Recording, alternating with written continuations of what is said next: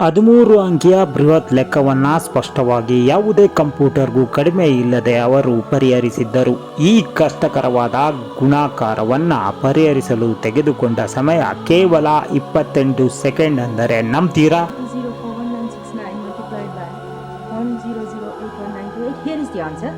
1 2 1 4 0 6 2 6 4 4 3 6 2 3 2. That's my answer. What does the five set have to say? That's the same. It's correct. Yes. Thank you very much. ಇವರು ಆ ಕಾಲದ super ಕಂಪ್ಯೂಟರ್ಗಳನ್ನು ಮೀರಿಸಿದ ಬುದ್ಧಿವಂತರು. ಈ ಮೂಲಕ 1982ರಲ್ಲಿ Guinness ದಾಖಲೆ ಬರೆದವರು. ಇವರು ನಮ್ಮ ಕನ್ನಡತಿ. ಮಾನವ ಕಂಪ್ಯೂಟರ್ ಎಂದೇ ಹೆಸರಾದ ಶಕುಂತಲಾ ದೇವಿಯವರ ಜೀವನ ಪಯಣ ನಿಮಗಾಗಿ.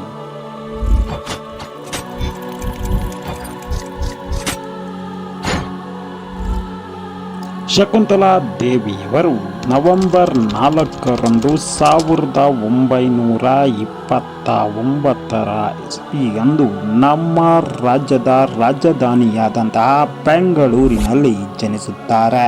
ಇವರ ತಂದೆ CV ಸುಂದರ ರಾಜರಾವ್. ಸುಂದರ್ ರಾಜರಾವ್ ಅವರು ಮಣಿ ಸರ್ಕಸ್ನಲ್ಲಿ ಸಿಂಹಗಳನ್ನು ಪಳಗಿಸುವ ರಿಂಗ್ ಮಾಸ್ಟರ್ ಆಗಿ ಕಾರ್ಯನಿರ್ವಹಿಸುತ್ತಿರುತ್ತಾರೆ. ಶಕುಂತಲಾ ದೇವಿಯವರಿಗೆ 3 ವರ್ಷವಿದ್ದಾಗಲೇ ಅವರಲ್ಲಿ ಅಸಾಧಾರಣ ಸ್ಮರಣಾ ಶಕ್ತಿ ಇತ್ತು. ಅವರ ತಂದೆ ಅದನ್ನ ಗಮನಿಸಿದ್ದರು. ಚಿಕ್ಕ ವಯಸ್ಸಿನಲ್ಲೇ ಅಂಕಿ ಅಂಶಗಳನ್ನ ಸರಾಗವಾಗಿ ನೆನಪಿಟ್ಟುಕೊಳ್ಳುವ ಸಾಮರ್ಥ್ಯವಿತ್ತು.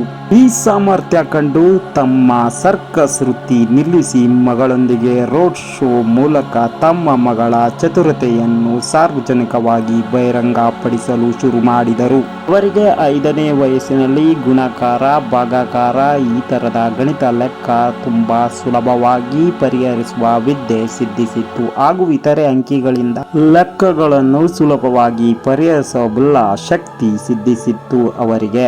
6ನೇ ವಯಸ್ಸಿನಲ್ಲಿ ಮೈಸೂರಿನ ವಿವಿಯಲ್ಲಿ ತನ್ನ ವಯಸ್ಸಿಗೆ ಮೀರಿದ ಲೆಕ್ಕಗಳನ್ನು ಪರಿಹರಿಸಿ ಪ್ರಾಧ್ಯಾಪಕರ ಮೆಚ್ಚುಗೆ ಗಳಿಸಿದ್ದರು. ಅವರು ಹೆಚ್ಚು ಓದಿರಲಿಲ್ಲ, ಆದರೂ ಅವರ ಮೆದುಳು ಅತ್ಯಂತ ಕ್ಲಿಷ್ಟಕರವಾದ ಅಂಕಗಣಿತದ ಲೆಕ್ಕಗಳನ್ನು ಕ್ಷಿಪ್ರಗತಿಯಲ್ಲಿ ಪರಿಹರಿಸುವ ಸಾಮರ್ಥ್ಯ ಹೊಂದಿತ್ತು. 1944ರ ಹೊತ್ತಿಗೆ ಶಕುಂತಲಾ ದೇವಿಯವರು ತಮ್ಮ ತಂದೆಯ ಜೊತೆ ಲಂಡನ್ಗೆ ಬಂದರು. 1950ರವರೆಗೆ ಯುರೋಪಿನ ಅನೇಕ ದೇಶಗಳನ್ನು ಸುತ್ತಿ ತಮ್ಮ ಈ ವಿಶೇಷ ಗಣಿತ ಕಲೆಯನ್ನು ಅನೇಕ ಮೇಧಾವಿಗಳು ಮತ್ತು ವಿದ್ಯಾಸಂಸ್ಥೆಗಳ ಮುಂದೆ ಪ್ರದರ್ಶಿಸಿದರು. ಶಕುಂತಲಾ ದೇವಿಯವರು 1954ರಲ್ಲಿ ಅಂತಾರಾಷ್ಟ್ರೀಯ ನ್ಯೂಸ್ ಏಜೆನ್ಸಿಯಾದಂಥ BBC ಇವರನ್ನ ಸಂದರ್ಶನ ಮಾಡಿ ಇವರ ಕಲೆಯನ್ನ ಸನ್ಮಾನಿಸಿ ಮೊಟ್ಟ ಮೊದಲ ಬಾರಿಗೆ ಮಾನವ ಕಂಪ್ಯೂಟರ್ ಅಥವಾ ಮೈಂಡ್ ಕ್ಯಾಲ್ಕುಲೇಟರ್ ಎಂಬ ಬಿರುದನ್ನ ನೀಡಿ ಸನ್ಮಾನಿಸಿತು.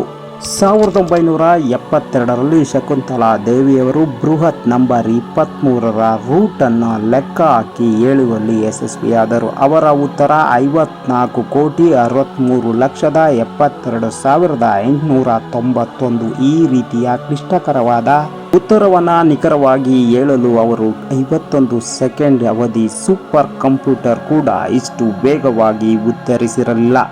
1980ರಲ್ಲಿ ಲಂಡನ್ನ ಇಂಪೀರಿಯರ್ ಕಾಲೇಜ್ನಲ್ಲಿ 13 ಅಂಕೆಗಳ 2 ಬೃಹತ್ ನಂಬರ್ಗಳನ್ನು ಗುಣಿಸಿ ಕೇವಲ 28.5 ಅವಧಿಯಲ್ಲಿ ಸರಿ ಉತ್ತರ ಹೇಳಿ ಎಲ್ಲರ ಮನಗೆದ್ದಾಕೆ. 1976ರ ಹೊತ್ತಿಗೆ ಅಮೆರಿಕದ ನ್ಯೂಯಾರ್ಕ್ನಲ್ಲಿ ವಿವಿ ಪ್ರೊಫೆಸರ್ ಶಕುಂತಲಾ ದೇವಿಯವರ ಈ ವಿಶೇಷ ಗಣಿತ ಜ್ಞಾನವನ್ನು ಗಮನಿಸಿ ಅಲ್ಲಿನ ಕ್ಯಾಲಿಫೋರ್ನಿಯಾ ವಿವಿಗೆ ಸೈಕಾಲಜಿಸ್ಟ್ ಆಗಿದ್ದಂತಹ ಆರ್ಥರ್ ಜಾನ್ಸನ್ ಭಾರತಕ್ಕೆ ಭೇಟಿ ಮಾಡಿ ಅನೇಕ ಕ್ಲಿಷ್ಟಕರ ಗಣಿತ ಸಮಸ್ಯೆಗಳನ್ನು ನೀಡಿ ಅವರಿಂದ ನಿಖರವಾದ ಉತ್ತರ ಪಡೆದು ಅವರು ಈ ಸಮಸ್ಯೆಗಳನ್ನು ಕಂಪ್ಯೂಟರ್ಗೆ ಫೀಡ್ ಮಾಡುವ ಮೊದಲೇ ಶಕುಂತಲಾ ದೇವಿಯವರು ಮನಸ್ಸಿನಲ್ಲಿ ಲೆಕ್ಕ ಹಾಕಿ ತಿಳಿಸಿದ್ದಿದೆ. ಎಷ್ಟು ಅಂಕಿ, ಯಾವುದೇ ನಂಬರ್, ಯಾವ ಸ್ಕ್ವೇರ್ ರೂಟ್ ಬೇಕಾದರೂ ಸುಲಭವಾಗಿ ಯಾವ ಸಹಾಯವೂ ಇಲ್ಲದೆ ಮನಸ್ಸಿನಲ್ಲಿ ಲೆಕ್ಕ ಹಾಕಿ ಹೇಳಬಲ್ಲಂತಹ ಸಿದ್ಧಿಸಿತು. ಅಂದಿನ ಅನೇಕ ಗಣಿತಜ್ಞರ ಅಚ್ಚುಮೆಚ್ಚಿನ ವ್ಯಕ್ತಿಯಾಗಿದ್ದರು ಶಕುಂತಲಾ ದೇವಿಯವರು.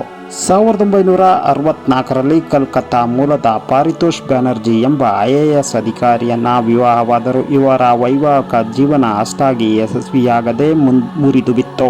ಇವರು ಅಸಾಧಾರಣ ಗಣಿತ ತಜ್ಞೆ ಅಲ್ಲದೆ ಸಾಹಿತಿ ಕೂಡ ಹೌದು. 1972ರಲ್ಲಿ ಇವರು ಬರೆದ ದ ವರ್ಲ್ಡ್ ಆಫ್ ಹೋಮೋಸೆಕ್ಷುಯಲ್ ಎಂಬ ಕೃತಿ ಭಾರತದ ಮೊಟ್ಟ ಮೊದಲ ಸಲಿಂಗಿಗಳ ಕುರಿತಾದ ಪುಸ್ತಕವು ಸಾಹಿತ್ಯ ವಲಯದಲ್ಲಿ ಬಹಳ ಸುದ್ದಿಯಾಗಿತ್ತು. ಅನೇಕ ಟೀಕಾಕಾರರಿಗೆ ಗುರಿಯಾದ ಈ ಕೃತಿ ಸಲಿಂಗಿ ಕಾಮಿಗಳ ಕುರಿತಾದ ಕಾಳಜಿ ಹೊಂದಿತ್ತು.